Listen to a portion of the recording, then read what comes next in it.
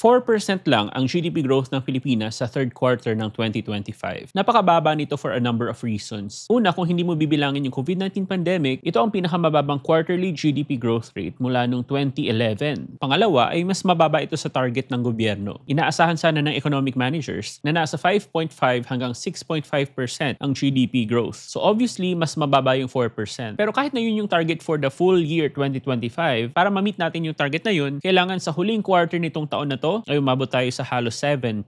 Pero parang imposible na yun. Kung i-breakdown natin yung datos, dalawa yung sanhi ng mabagal na growth na ito. Una, humina yung paggastos ng pribadong sektor. Ito yung gastos natin sa pang-araw-araw na buhay. Pero ang humila talaga sa growth natin sa third quarter ay yung pagbagsak ng investment spending or pamumuhunan. For the first time since the COVID-19 pandemic ay nag-negative ang contribution ng investment. At kung i-breakdown pa natin further, ang pinakasanhi talaga ay yung pagbagsak ng government construction spending. Sa kabila ng kaliwat ka ng mga iskandalo concerning public works. Pero yung mga ongoing investigations daw ay maari ding nakaapekto sa consumer confidence. Sa isang banda ay okay lang na medyo bumagal yung government construction kasi nga naman bakit natin itutuloy yung mga maanumalyang mga proyekto ng DPWH kung alam natin na maaring tadtad sila ng korupsyon. By the way, noong 2011 kung kailan tayo nakaranas din ng 4% growth, ito yung panahon kung saan bumagal din yung infrastructure spending nung panahon ng Aquino administration. Pero ang pinagkaiba, mabagal yung construction spending nung Aquino administration dahil sobrang ingat nila sa paggastos ng pera. Fast forward sa 2025, bumagal ang government construction dahil sa sumabog na anomalya pagdating sa korupsyon. Sa tingin ko, pinapakita ng latest statistics ang epekto ng korupsyon sa ating ekonomiya. Kung hindi sana tadtad ng korupsyon ang mga public works to begin with, edi sana hindi kailangan mahinto ng ganito ang construction projects ng gobyerno. In other words, dapat hindi lang tayo basta-basta magbuhos ng pera para sa public works, yung quality ng public works ay napaka-importante at hindi lang yung quantity. Kapag hinayaan nating lumaganap ang korupsyon, buong ekonomiya ang apektado. In short, kung gusto natin na maganda ang patakbo sa ekonomiya natin, dapat maganda din ang patakbo ng gobyerno.